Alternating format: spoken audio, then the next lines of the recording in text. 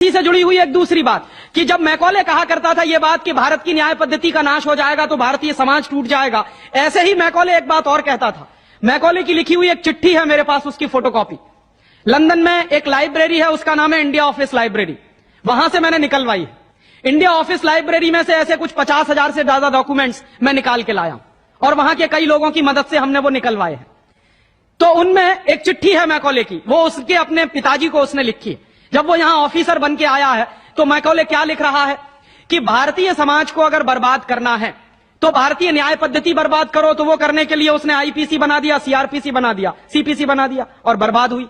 दूसरी बात वो कहता था कि भारतीय समाज को बर्बाद करना है तो भारतीय शिक्षण पद्धति का नाश करो। तो मैकॉले कहा करता था कि जो भारतीय शिक्षण पद्धति है, वो खुद मानता था इस बात को, यह दुनिया की सबसे ज्यादा विकसित और सबसे अच्छी पद्धति। क्या होता था, यहां गुरुकुल चलते थे, गुरुकुलों में विद्यार्थी पढ़ते थे और विद्यार्थी 20 साल तक 25 साल तक ब्रह्मचर्य का पालन करते हुए शिक्षा ग्रहण करते थे, संस्कार मिलते थे और वो संस्कार लेकर समाज में जाते थे। उन्हीं संस्कारों से संस्कृति बनती थी और वही संस्कृति भारतीय संस्कृति कहलाती थी। ऋषि थे, मुनि थे, बड़े बड़े ज्ञानी थे, महात्मा थे, वो गुरुकुलों को चलाया करते थे और सारे के सारे गुरुकुल जो चला करते थे उनमें वेदों का अध्ययन, पुराणों का अध्ययन, उपनिषदों का अध्ययन, जो भारतीय ज्ञान है, जो भारतीय मनीषा है, उन्हीं सब का अध्ययन संस्कृत के माध्यम से कराया जाता था। मैकॉले ने क्या किया कि गुरुकुलों का नाश अगर करना है तो उसने एक कानून बनाया। क्या कानून बनाया? संस्कृत में जितने विद्यालय इस देश में चलते थे, हिंदुस्तान में अंग्रेजों के जमाने में, उन सबको उसने इल्लीगल घोषित किया, गैर कानूनी। और उसने प्रतिबंध लगा दिया कि संस्कृत भाषा के माध्यम से कोई भी गुरुकुल चलेगा उसको अंग्रेजी सरकार मान्यता नहीं देगी। तो मान्यता किसको देगी? अंग्रेजी के माध्यम से जो कॉन्वेंट स्कूल चलेंगे उनको अंग्रेजी सरकार मान्यता देगी। और उसके लिए बाकायदा उसने कानून बनाया। उस कानून का नाम है इंडियन एजुकेशन एक्ट। और यह इंडियन एजुकेशन एक्ट लागू हुआ 1858 में, आज से लगभग 140 साल पहले। तो 140 साल पहले जो कानून लागू हुआ था अंग्रेजों के जमाने में, वही कानून आज भी चल रहा है। उस कानून के आधार पर मैकॉले ने क्या किया? संस्कृत के माध्यम से चलने वाले गुरुकुलों को बर्बाद कर दिया, कानून बना के उनको बंद करा दिया। जो उनमें अध्यापक होते थे, गुरु होते थे, उनको मार पीट कर अंग्रेजी सरकार जेल में बंद करती थी। जो विद्यार्थी अध्ययन के लिए जाते थे उनको रोक दिया जाता था, उनका अध्ययन ना होने पाए उसके लिए समस्याएं खड़ी की जाती थी। और दूसरी तरफ कॉन्वेंट स्कूल चालू कर दिए और उसमें अंग्रेजी के माध्यम से शिक्षण देना शुरू किया। एक दिन उसने अपने बाप को चिट्ठी लिखी और इस चिट्ठी में उसने ये लिखा कि मैंने हिंदुस्तान में एक ऐसी शिक्षण पद्धति पैदा कर दी है जिसमें अगर हिंदुस्तानी विद्यार्थी पढ़ेंगे तो पढ़कर निकलने के बाद वो शरीर से हिंदुस्तानी होंगे, दिमाग से सब अंग्रेज हो जाएंगे। वो देख रहे हैं, अभी देख रहे हैं। तो शरीर से हिंदुस्तानी और दिमाग से अंग्रेज। तो मैकॉले दूसरी बात लिख रहा है उस चिट्ठी में कि जब वो शरीर से हिंदुस्तानी और दिमाग से अंग्रेज हो जाएंगे तो अंग्रेजों के हिसाब से सारे काम करेंगे। और वो विद्यार्थी जब कॉन्वेंट स्कूल में से निकलेंगे तो सबसे ज्यादा गालियां भारतीय संस्कृति को देंगे, सबसे ज्यादा गालियां अपने मां बाप को देंगे। कैसे? मॉम और डैड कह के। डैड माने होता है मरा हुआ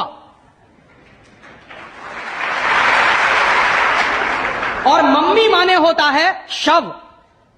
इजिप्ट में आप जाइए, मिस्र एक देश है, वहां पे ममीज कहा जाता है किसको? मरे हुए आदमी के शव को।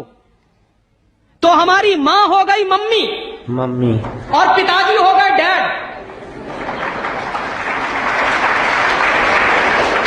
आया कहां से ये? मैकॉले ने डाल दिया हमारे दिमाग में।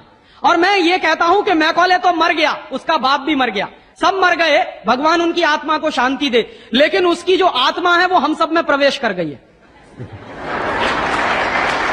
और कैसे प्रवेश कर गई है? मैं आपको ये इतिहास की सच्चाई बता रहा हूं कि जिस जमाने में मैकॉले ने इस देश में सबसे पहला कॉन्वेंट स्कूल खोला था कलकत्ता में, वो कॉन्वेंट स्कूल चला नहीं, बंद हो गया। क्यों बंद हो गया? क्योंकि कोई भी भारतीय मां बाप अपने बच्चे को कॉन्वेंट में पढ़ाने को नहीं भेजता था। अंग्रेजों के जमाने की बात बता रहा हूं। अंग्रेज अपनी पूरी ताकत लगाकर भी इस देश में कॉन्वेंट स्कूल चला नहीं पाए, लेकिन अंग्रेजों के जाने के बाद गांव गांव में, गली गली में कॉन्वेंट स्कूल चल रहे हैं। और ऐसे मम्मी डैडी पैदा हुए हैं इस देश में जो बच्चे का जन्म लेने के पहले रजिस्ट्रेशन करवाए आते हैं कॉन्वेंट स्कूलों में। कहते हैं कि अगर रजिस्ट्रेशन नहीं कराया तो एडमिशन नहीं मिलेगा। तो कॉन्वेंट स्कूल में पढ़ाना बहुत जरूरी है बच्चे को। और मैं अक्सर पूछता हूं कि काहे को पढ़ाते हैं कॉन्वेंट स्कूल में, तो कहते हैं राजीव भाई जब हमारा बच्चा कॉन्वेंट में पढ़ेगा तो बहुत स्मार्ट बन जाएगा। तो मैं पलट के पूछता हूं कि जरा बताइए स्मार्टनेस क्या होती है। तो अक्सर मां बाप मुझे जवाब देते हैं जो दिल्ली बंबई में रहते हैं कि हम बच्चे को कॉन्वेंट में इसलिए पढ़ने को भेजते हैं कि जब वो कॉन्वेंट में पढ़ेगा तो टाई लगाएगा, मोजे जूते पहनेगा, बढ़िया सूट है। तो अंग्रेजों के देश में टाई इसलिए लगाई जाती है कि वहां ठंडी बहुत पड़ती है, सर्दी बहुत पड़ती है, और एक साल में 6 महीने भयंकर बर्फ पड़ती है। कभी कभी तो यह हालत होती है कि 6-7 महीने सूर्य भगवान के दर्शन नहीं होते। और वहां की जलवायु ऐसी है कि आज अगर सूर्य निकला तो जरूरी नहीं है कि कल भी निकलेगा, परसों भी निकलेगा, नरसों भी निकलेगा। भारत में ऐसा नहीं है। आज अगर निकला है तो कल भी निकलेगा, परसों भी निकलेगा, 3 महीने बाद भी निकलेगा, 1 साल बाद भी निकलेगा, ऐसे ही निकलेगा। इंग्लैंड के लोग ये गारंटी से नहीं कह सकते। तो वहां ठंडी बहुत पड़ती है, सर्दी बहुत पड़ती है। और जिन देशों में सर्दी बहुत पड़ती है, ठंडी बहुत पड़ती है, वहां के लोगों को अक्सर जुकाम बहुत होता, नाक चलती है। तो जब नाक चलती है तो उस नाक को पोंछने के लिए बार बार जेब से रूमाल निकालना पड़ता। तो उन्होंने क्या किया कि एक रूमाल गले में लटका लो जो नाक पोंछने के काम आएगा। और टाई का माने क्या होता है, अंग्रेजी का शब्द है TIE। टाई का माने होता है गले के चारों तरफ लटकाया गया कोई कपड़ा। किस काम आता है वहां पर, नाक पोंछने के। क्यों करते हैं? क्योंकि ठंडी बहुत पड़ती है, सर्दी बहुत पड़ती है। हमारे देश में तो 1 साल में 9 महीने गर्मी पड़ती है, और यहां गुजरात में तो 12 महीने गर्मी पड़ती है। मैं तो यूपी का रहने वाला हूं, वहां थोड़ी बहुत ठंडी जरूर पड़ती है, यहां तो बिल्कुल नहीं पड़ती। तो वहां तो इसलिए टाई लगाते हैं कि उनको जरूरत है उसकी। हम हमारे बच्चों को क्यों लटका रहे हैं अपने गले में टाई? मर गए अंग्रेज और चला गया मैकॉले, लेकिन उसकी आत्मा का वास हम सब में हो गया। जिसको देखो वो कॉन्वेंट स्कूल में घुसा रहा है अपने बच्चों को, जिसको देखो वो अंग्रेजियत की तरफ ले जा रहा है। बड़े शर्म की बात है, शर्म की बात है, सावधान होना चाहिए। एक बार बंबई में मैंने एक जगह व्याख्यान में पूछा, पढ़े लिखे कुछ लोग बैठे थे, कि आप अपने बच्चों को कॉन्वेंट में क्यों भेजते हैं? आपको मालूम है कॉन्वेंट का मतलब क्या होता? यूरोप के देशों में कॉन्वेंट का मतलब क्या होता? यूरोप में हजारों साल एक परंपरा रही है जो हमारे यहां कोई सोच भी नहीं सकता उसके बारे में। यूरोप की परंपरा क्या रही है हजारों साल? वहां बच्चे लावारिस छोड़े जाते। आज भी यूरोप के देशों में, अमेरिका में आधे से ज्यादा बच्चे लावारिस तरीके से बड़े होते। और यह परंपरा आज से 100-150 साल पहले तो बड़ी भयंकर थी। तो यूरोप में क्या होता था कि बच्चा पैदा हुआ, छोड़ दिया चर्च के सामने, छोड़ दिया अनाथ आश्रम में, छोड़ दिया किसी और संस्था में, वहां बड़ा होगा। तो जो लावारिस बच्चे वहां पैदा होते हैं, उन लावारिस बच्चों की पढ़ाई लिखाई, उनकी व्यवस्था करने का काम जिस जगह पर किया जाता है उसको कहते हैं कॉन्वेंट। हाँ बड़ो, तुम्हारे छोकरे कॉन्वेंट में जा रहे हैं। कॉन्वेंट का माने होता है लावारिस बच्चों के पढ़ने लिखने का स्थान। माने जिन बच्चों के मां नहीं है, जिनके बाप नहीं है, जिनके दादा दादी नहीं है, जिनका कोई कुटुंबीजन नहीं है, उन बच्चों को पढ़ाने के लिए जो स्कूल चलाए गए यूरोप में, उनको कॉन्वेंट स्कूल कहते हैं। तो हम हमारे बच्चों को कॉन्वेंट में क्यों भेज रहे हैं? हाय राम, तौबा तौबा। यहां तो मां भी है और बाप भी है, लेकिन हम इतने बेवकूफ हो गए हैं कि मां बाप के रहते हुए बच्चे को लावारिस बनाने के लिए कॉन्वेंट में भेज रहे हैं। और वहां जाके बच्चे पढ़ते हैं तो क्या पढ़ते हैं? कल जो बापू कह रहे थे किस्से में, वही बंबई में एक दंपत्ति ने मुझे कहा, पति पत्नी थे, कहने लगे राजीव भाई अगर बच्चा अंग्रेजी नहीं पढ़ेगा तो पीछे रह जाएगा। तो मैंने उनसे पूछा आपको मालूम है दुनिया में कितने देशों में अंग्रेजी चलती है? तो कहने लगे अंग्रेजी तो अंतर्राष्ट्रीय भाषा है। मैंने कहा आपको तब जानकारी नहीं है। दुनिया में इस समय 200 देश हैं जो संयुक्त राष्ट्र संघ के नक्शे पर हैं, और उन 200 देशों में से मात्र 12 देशों में अंग्रेजी चलती है। बाकी 188 देशों में उन देशों की अपनी भाषाएं चलती हैं। तो 200 देशों में से मात्र 12 देशों में अंग्रेजी चलती है, तो अंग्रेजी अंतर्राष्ट्रीय कैसे हो गई? अगर 200 में से 150 देशों में अंग्रेजी चलती तो मैं मान लेता कि अंग्रेजी अंतर्राष्ट्रीय भाषा।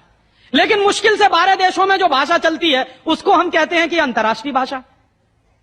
और दूसरी बात, उसी दंपत्ति ने कहा कि राजीव भाई, अंग्रेजी बहुत समृद्ध भाषा है, बहुत रिच लैंग्वेज है। जो शब्द उन्होंने इस्तेमाल किया, रिच लैंग्वेज माने समृद्ध भाषा।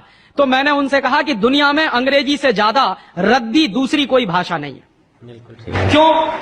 उसका कारण है, उसका कारण है, जानते हैं क्या है? अंग्रेजी में चाचा, मामा, ताऊ, मौसा, फूफा सब अंकल, और काकी, ताई, मौसी और सब आंटी। अब आप मुझे जरा ये बताइए कि मौसा में और फूफा में फर्क होता है कि नहीं होता? क्या आप फूफा को मामा बना सकते हैं? या ये बताइए कि मौसी में और काकी में फर्क होता है कि नहीं होता? क्या मौसी काकी हो सकती है? दुनिया की जिस भाषा में रिश्तों को कहने के शब्द ना हो, वो सबसे रद्दी भाषा है। बिल्कुल ठीक। हमारे यहां हिंदुस्तान में जितनी भाषाएं चलती हैं, हर भाषा में परिवार के रिश्तों को कहने के लिए विशेष शब्द हैं। वहां नहीं है। वहां क्या है? सब इन-लॉज हैं, चाहे वो लड़की वाले हों चाहे लड़के वाले हों। पता ही नहीं चलता कि ये लड़के वाले इन-लॉज हैं कि लड़की वाले इन-लॉज हैं।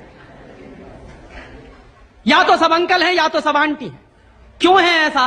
क्योंकि अंग्रेजी भाषा में रिश्तों को कहने के लिए शब्द नहीं है। कारण क्या है? अंग्रेजी भाषा में शब्दों की बहुत कमी है। और अंग्रेजी भाषा में शब्दों की कितनी कमी है? अगर मूल रूप से देखा जाए तो अंग्रेजी भाषा में मात्र 2600 शब्द हैं कुल मिला के। और दुनिया की तमाम भाषाओं से जो उधार लिया है अंग्रेजों ने, फ्रेंच भाषा में से लिए हैं, जर्मन में से लिए हैं, इटालियन में से लिए हैं, लैटिन में से लिए हैं, तो तमाम भाषाओं से जो उधार लिए हुए शब्द हैं वो मिला दिए जाएं तो कुल मिला के बैठते हैं 12,000। अंग्रेजी के मूल शब्द हैं 2600 और बाकी के शब्दों को मिला दें तो कुल बैठते हैं 12,000। अब आप हिसाब लगाइए, अंग्रेजी में कुल मिला के 12,000 शब्द हैं। गुजराती में आपको मालूम है कितने शब्द हैं? गुजराती भाषा में 40,000 से ज्यादा शब्द हैं। अब आप मुझे यह बताइए कि अंग्रेजी बड़ी हुई कि गुजराती? तो काहे को नहीं पढ़ाते अपने बच्चों को गुजराती में? और एक दूसरा उदाहरण दूं कि अंग्रेजी में कुल मिला के 12,000 शब्द हैं और मराठी भाषा है हमारे देश की, उसमें इस समय 48,000 शब्द हैं। अंग्रेजी से 4 गुनी बड़ी है मराठी। और हिंदी का हिसाब लगाऊं तो अंग्रेजी में इस समय 12,000 शब्द हैं, हिंदी में इस समय करीब 72,000 शब्द हैं। और हिंदी से एक कदम आगे चलिए, संस्कृत। तो अंग्रेजी में कुल मिला के 12,000 शब्द हैं, संस्कृत में कुल मिला के 1.5 लाख शब्द हैं। और संस्कृत से एक सीढ़ी और ऊपर चढ़िए, प्राकृत, जिसको हम सब भूल गए। प्राकृत को अगर ध्यान में रखें तो प्राकृत में 2.5 से 3 लाख शब्द हैं। दुनिया की सबसे बड़ी भाषा हमारे पास है, लेकिन हम बेवकूफों को मालूम नहीं है कि हमारे पास क्या है। हम पढ़े लिखे इडियट हैं, अंग्रेजी में कहें तो भाग रहे हैं एक ऐसी भाषा के पीछे जिसमें मात्र 12,000 शब्द हैं और अपनी भाषाएं छोड़ते चले जा रहे हैं। और ये जो भाषा की गुलामी होती है ये बहुत खतरनाक होती है। जो आदमी अपनी भाषा बदल सकता है वो किसी दिन अपनी मां भी बदल सकता। और ये मैं बहुत गंभीर बात कह रहा हूं। आपको कुछ दिन के बाद इस देश में कॉन्वेंट्स में से पढ़कर निकले हुए बच्चे ये कहते मिलेंगे कि वो कहते हैं ना, कॉन्वेंट के बच्चे, उनको तो हर चीज इंपोर्टेड चाहिए। Imported car, imported pen, imported pencil, imported television, imported refrigerator. अभी कुछ दिन के बाद कहेंगे कि अब हमको इंपोर्टेड मम्मी पप्पा भी चाहिए, क्योंकि आपकी शक्ल उनको अच्छी नहीं लगने वाली। वो तो जो भाषा पढ़ रहे हैं उसके संस्कार ले रहे हैं। तो अंग्रेजी पढ़ रहे हैं तो अंग्रेजी के संस्कार ले रहे हैं, और अंग्रेजी के संस्कार तो अंग्रेजियत के संस्कार हैं, और अंग्रेजियत के संस्कार में तो मां और बाप की इज्जत करने की बात उनको कभी सिखाई नहीं गई है। वो तो आपको भी 2 कौड़ी का मान के फेंक देने वाले। और दुर्भाग्य से यही होता है। कॉन्वेंट स्कूल से निकले हुए बच्चे जितनी गाली अपनी मातृभाषा को देते हैं, अपनी संस्कृति को देते हैं, अपने परिवार को देते हैं, उतनी शायद कोई नहीं देता। तो मैकॉले जो कहा करता था वो बात आज हमको दिखाई देती है कि कॉन्वेंट में पढ़कर निकलेंगे बच्चे तो ये शरीर से हिंदुस्तानी होंगे, दिमाग से अंग्रेज होंगे। और इसी के संबंध में एक आखिरी बात उसने और कही थी कि ये जो भाषा की गुलामी होती है ये आदमी के स्वतंत्र चिंतन को रोक देती है। अगर आपको मौलिक चिंतन करना है, अगर आपको स्वस्थ चिंतन करना है और ऐसा चिंतन करना है जिसमें से कुछ नई रचना हो, तो वो आप अपनी मातृभाषा में ही कर सकते हैं।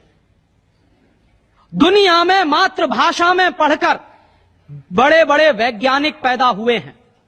हम लोग अक्सर मैं लोगों को कहता हूं कि जो लोग कॉन्वेंट के पीछे पागल हैं उनको मैं अभी ताजा ताजा उदाहरण देता हूं। हिंदुस्तान में एक वैज्ञानिक है, उसका नाम है डॉक्टर एपीजे कलाम। डॉक्टर एपीजे कलाम को इस साल भारत रत्न मिला है और डॉक्टर एपीजे कलाम हिंदुस्तान के जिंदा रहने वाले वैज्ञानिकों में इस समय सबसे ऊपर के व्यक्ति हैं। आपको मालूम है डॉक्टर कलाम की पूरी शिक्षा तमिल में हुई है, अंग्रेजी उन्होंने पढ़ी नहीं है। बहुत वर्षों के बाद उन्होंने थोड़ी अंग्रेजी पढ़ी है काम चलाने के लिए। बचपन से उनकी पूरी शिक्षा उनकी मातृभाषा में हुई है। वो तमिल अच्छी जानते हैं, मलयालम अच्छी जानते हैं और हिंदुस्तान में आज वो सबसे ऊंची श्रेणी के वैज्ञानिक हैं जिनको भारत रत्न मिला। दुनिया के ऐसे तमाम वैज्ञानिकों के मैं उदाहरण दे सकता हूं। आइंस्टाइन, अल्बर्ट आइंस्टाइन सारा का सारा काम अपनी मातृभाषा में करता था, जर्मन में, और इसलिए इतना बड़ा बना। फ्रांस में एक वैज्ञानिक था मैक्स प्लैंक, जिसकी थ्योरीज हमारे जैसे इंजीनियर्स को पढ़ाई जाती थी जब हम पढ़ते थे। मैक्स प्लैंक की पूरी शिक्षा फ्रेंच भाषा में हुई थी। तो हम लोग जो अपने मन में गलतफहमी पाल कर बैठे हैं कि हमारे बच्चे अगर अंग्रेजी में नहीं पढ़ेंगे तो उनका विकास नहीं होगा, मैं आपको इसके उल्टी बात कह रहा हूं कि अगर आपके बच्चे अंग्रेजी में पढ़े तब उनका विकास नहीं होने वाला, वो गधे बन जाएंगे, विनाश होगा। हम लोग क्या कर रहे हैं, अपने बच्चों को कॉन्वेंट में भेज भेज कर गधा बना रहे हैं। गधा जानते हैं क्या होता है? गधे के ऊपर बोझा लादते चले जाइए, लादते चले जाइए, लादते चले जाइए, बेचारा चुपचाप चलता चला जाता है, चलता चला जाता है। आजकल बच्चों के कंधे पर जो बस्ते हमने लाद दिए हैं, जरा उनका वजन तो कर लीजिए। जो बच्चे का वजन है उससे ज्यादा बस्ते का वजन है। अभी से आप अपने बच्चे को स्पॉन्डिलाइटिस का मरीज बना रहे हैं। जितना वजन उसका कंधा ढो नहीं सकता, उससे ज्यादा वजन उसके कंधे पर लटका हुआ, और बेचारा वो बस्ता लेके जाता है, लौट के आता है। जब लौट के आता है तो घंटों घंटों का होमवर्क उसको दे दिया जाता है। आप क्या करते हैं, अपनी मगजमारी कम करने के लिए उसका एक ट्यूटर रख देते हैं। ट्यूटर क्या करता है कि स्कूल का होमवर्क मिला, ट्यूटर ने अपना होमवर्क दे दिया। बच्चे का खेलना कूदना बंद, और बच्चा अगर खेलेगा नहीं, कूदेगा नहीं, तो उसका विकास कैसे होने वाला? तो या तो आपने फंसा दिया बेचारा होमवर्क। मैं अच्छे अच्छे घरों में जाता हूं, सबके बच्चे क्या कर रहे हैं, होमवर्क कर रहे हैं, सवेरे से शाम तक होमवर्क चल रहा है, कभी खत्म होने में ही नहीं आता। भला हो ऐसे स्कूलों का। और उस होमवर्क में से बना क्या रहे हैं और वो होमवर्क कर क्या रहे हैं? मैं आपको मेरी आप बीती सुनाता हूं, किसी दूसरे की नहीं। मैं भी बचपन में अंग्रेजी में मैं पढ़ा और मैं सबसे ज्यादा गालियां मेरे मां बाप को देता हूं इसके लिए। मेरे पिताजी ने, वो एक बड़े ऑफिसर हैं, ये करने के लिए कि बेटा अंग्रेजी में पढ़ना चाहिए तो बड़ा बनेगा, तो मुझको भी पढ़ा दिया। अब अंग्रेजी माध्यम की जो पढ़ाई है, अंग्रेजियत की जो पढ़ाई है, वो क्या है? मैं आपको एक सॉलिड एग्जांपल दूं मेरा। मुझको गणित पढ़ाया जाता था। गणित में क्या पढ़ाते थे? एक फॉर्मूला था जो मुझको रटवाते थे क्लास 9th में जब मैं पढ़ता था। क्या फॉर्मूला था? x plus Y whole square is equal to X square plus 2xy plus Y square, x minus Y whole square is equal to X square minus 2xy plus Y square. और अक्सर इसमें गड़बड़ी होती थी, plus का minus होता था, minus का प्लस होता था।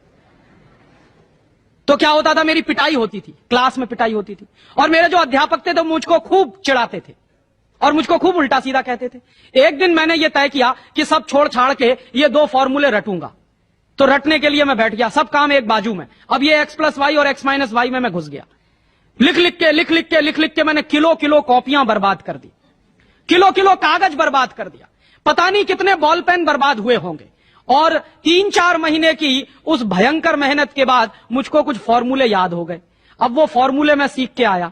दुर्भाग्य से मैं बताऊं कि 3-4 महीने के सैकड़ों घंटे बर्बाद करके, अपना खून सुखा के, मार खा के, बेइज्जती बर्दाश्त करके मैंने जो फॉर्मूले पढ़े वो मेरे जीवन में आज तक कभी काम में नहीं आए। और दूसरे बाजू में मेरी मां ने, जो बहुत पढ़ी लिखी नहीं है, मुझको एक फॉर्मूला सिखाया। क्या सिखाया? एक पहाड़ा सिखाया। आधा, सवाया, 1.5 गुना, 2.5 गुना, 3 गुना, 3.5 गुना, ये मुझे सिखाया। और वो मेरे जीवन में रोज काम आता। लेकिन कहा क्या जाता है कि मेरी मां तो पढ़ी लिखी नहीं है, पीएचडी नहीं किया उसने। तो जो बिना पीएचडी होल्डर है, जिसने कुछ पढ़ा लिखा नहीं है, आज की भाषा में, उसने मुझे ऐसी चीज सिखाई जो जीवन में रोज काम आती है। और जो बड़े बड़े पीएचडी होल्डर प्रोफेसर्स ने मुझे सिखाया, वो जीवन में कभी काम नहीं आया। और आप अपने बच्चों को यही पढ़ा रहे हैं। कॉन्वेंट स्कूल के जितने क्यूरिकुलम हैं और उसमें बच्चे जो कुछ पढ़ रहे हैं, उसमें से 95% बेकार जाने वाला है। उस 95% का उनके जीवन में कभी कोई इस्तेमाल होने वाला नहीं। ये आप कहिए तो मैं जहां कहिए वहां लिख कर दे दूं, क्योंकि मैं भुगत चुका हूं इस बात को। और वो जो 95% आप पढ़ा रहे हैं, आपके बच्चे के अगर काम नहीं आने वाला है, तो उसके लिए आप लाखों रुपए बर्बाद कर रहे हैं, करोड़ों घंटे बर्बाद कर रहे हैं। उस बच्चे का मन मस्तिष्क आपने दबा दिया है होमवर्क के नीचे, झूठी शान और प्रतिष्ठा में। आप अपने बच्चों को गधा नहीं बना रहे हैं तो क्या बना रहे हैं?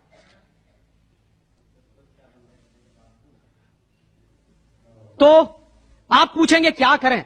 तो मैं आपसे एक बुद्धिमानी की बात निवेदन करना चाहता हूं।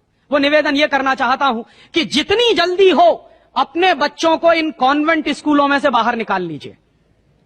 और बढ़िया बात है। ये कॉन्वेंट स्कूल में इसलिए भी भेजना बंद करिए कि भारतीय संस्कृति में पिता सिर्फ एक होता है, लेकिन कॉन्वेंट स्कूल में एक फादर भी होता है। इस बात की गंभीरता को समझिए कि भारतीय संस्कृति में पिता एक ही होता है, लेकिन कॉन्वेंट स्कूल में जब बच्चे जाते हैं तो एक दूसरा फादर भी होता है। तो पिता के साथ ये फादर कहां से आ गया? और अगर पिता के साथ फादर आ गया तो पता नहीं क्या क्या आ जाएगा आपके घर में। हां, यह मैं चेतावनी के रूप में कह रहा हूं आपसे।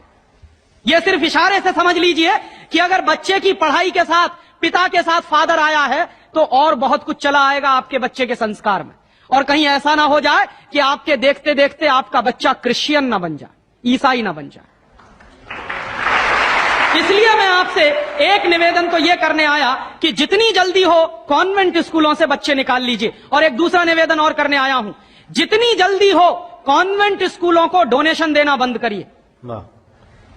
हमारा हजारों रुपए का डोनेशन कॉन्वेंट स्कूलों में जाता। एक बच्चे का एडमिशन कराना है तो वो कहेंगे बिल्डिंग फीस दे दो, वो कहेंगे डोनेशन दे दो, वो कहेंगे इसकी फीस दे दो, उसकी फीस दे दो। और रोज रोज कोई ना कोई मांग चढ़ी ही रहती है। आज फलाना डे, आज ढिमाका डे, आज ये ले आओ, कल वो ले आओ। बर्बादी हमारी, माने हम हमारे दुश्मन को अपना पैसा दे रहे हैं। दुनिया में ऐसे बेवकूफ लोग मैंने कहीं नहीं देखे जो अपने दुश्मन को अपने घर का पैसा देते हो। आप जानते हैं कि कॉन्वेंट स्कूलों में से निकलने वाले बच्चे भारतीय संस्कृति के विरोधी होने वाले हैं और उनको यूरोप की संस्कृति सिखाई जा रही है। उसके लिए पैसा हम खर्च कर रहे हैं अपने हाथों से। तो भगवान के लिए, भारतीय संस्कृति को बचाने के लिए अपने बच्चों को कॉन्वेंट में से बाहर निकालिए और अपने बच्चों के नाम पर ये उनको जो डोनेशन दे रहे हैं आप कॉन्वेंट स्कूलों को, वो बंद करिए। और मैं आपको पूरे विश्वास से ये कहना चाहता हूं कि आपके बच्चे अगर मातृभाषा में पढ़ेंगे तो सबसे ज्यादा विद्वान बनने की क्षमता है उनमें। और ये क्यों है? दुनिया के सारे मनोवैज्ञानिक एक ही बात पर अब पहुंचे हैं, जो बात हमारे लोग बहुत पहले से कह गए। अभी यूरोप के लोग आज उस निष्कर्ष पे पहुंचे। क्या कहते हैं? बच्चा अगर मातृभाषा में पढ़ता है तो उसको जो सुविधाएं मिलती हैं, जो फायदा होता है, वो दूसरी भाषा में नहीं मिलती। जैसे उदाहरण के लिए मैं आपको बताऊं और आप इसको प्रयोग के रूप में करिए। आपकी मातृभाषा अगर गुजराती है और आप अपने बच्चे को गुजराती में पढ़ाइए तो कोई सवाल आप उसको दीजिए गुजराती में याद करने के लिए, जितनी जल्दी वो याद कर लेगा उस सवाल को, अगर वही सवाल आप अंग्रेजी में दीजिए उसको तो कम से कम 6 गुना समय लगेगा उसको। अगर वो 1 घंटे में गुजराती में कोई चीज याद करेगा तो 6 घंटे लगेंगे उसको अंग्रेजी में याद करने के लिए। और अंग्रेजी में भी उसको याद नहीं होगा, वो रटेगा पोपट की तरह से।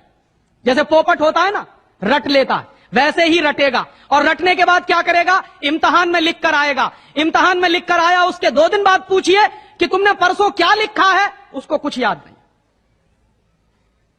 ऐसे ज्ञान का करेगा क्या वो? जो ज्ञान उसको 2 दिन भी याद न रहे, जो जानकारी उसको 2 दिन भी याद नहीं रहने वाली, उस जानकारी का वो अपने जीवन में करने वाला क्या है? और इसके दूसरी तरफ आप ये करके देख लीजिए, छोटी छोटी कहानी, छोटे छोटे किस्से, छोटी छोटी कथाओं के माध्यम से, मातृभाषा के माध्यम से आप उसको कोई बात सिखा दीजिए, वर्षों वर्षों जिंदगी भर उसको वो बात याद रहेगी। मुझे भी याद है, मेरी दादी मां ने कहानी के माध्यम से जो संस्कार मुझ में दिए हैं वो अभी भी मुझे याद है। लेकिन मेरे स्कूल में जो संस्कार मुझे दिए गए वो मैं भूल चुका हूं, क्योंकि विदेशी भाषा में मैंने लिए। तो ये खराब होता है। और एक इसी के साथ एक आखिरी निवेदन कि अंग्रेजों ने जिस तरह से बर्बाद किया है भारतीय समाज को, कम से कम अब अगर हमको ये चेतना आती है तो इसको हम बचाएं। मुझे लगता है कि सबसे बड़ा काम और सबसे पहला काम कॉन्वेंट स्कूलों के बंद कराने का, और वो हम सब मिलकर ही कर सकते हैं, अकेला कोई नहीं करेगा। अगर हम सब कॉन्वेंट स्कूलों का बहिष्कार करने का संकल्प ले लें तो फिर से नए गुरुकुल खड़े हो सकते हैं। जो दान आप कॉन्वेंट स्कूलों को देते हैं वो दान अगर गुरुकुलों को मिलना शुरू हो जाए तो गुरुकुल चलने भी शुरू हो जाएंगे, उनको प्रतिष्ठा भी मिल जाएगी, उनको सम्मान भी मिल जाएगा। अगर हमारी गलती से बर्बादी आई है तो वो गलती आज हम सुधार लें। और ऐसे ही एक दूसरी आखिरी बात कि अंग्रेजियत हमारे मन में बहुत गहरे घुस गई है, और ये अंग्रेजियत जो होती है बहुत खराब होती है। कई बार मैं कहता हूं कि अंग्रेजी भाषा से ज्यादा खतरनाक है अंग्रेजियत। महात्मा गांधी अक्सर ये कहा करते थे कि अंग्रेज चाहे तो रहें लेकिन अंग्रेजियत जानी चाहिए। ये अंग्रेजियत क्या है? हमारे सबके घरों में, सबके मन में एक तरह का लालच बैठ गया है। हर एक आदमी को इस देश में इंपोर्टेड माल चाहिए, विदेशी कंपनी का माल। किसी भी साधारण से साधारण बच्चे को कहो कि देखो मेरे पास इंपोर्टेड पेन है, तुरंत हाथ फैला देगा, लाओ दे दो। वो बच्चा चाहे जितना पढ़ा लिखा हो, माने इंपोर्टेड के नाम पर भीख मांगने में भी शर्म नहीं आती। उसी बच्चे को आप कहिए कि भगवान का प्रसाद है तो हाथ पीछे खींच लेगा, इंपोर्टेड पेन है तो तुरंत हाथ फैला देगा। गुलामी इतने गहरे बैठ गई है।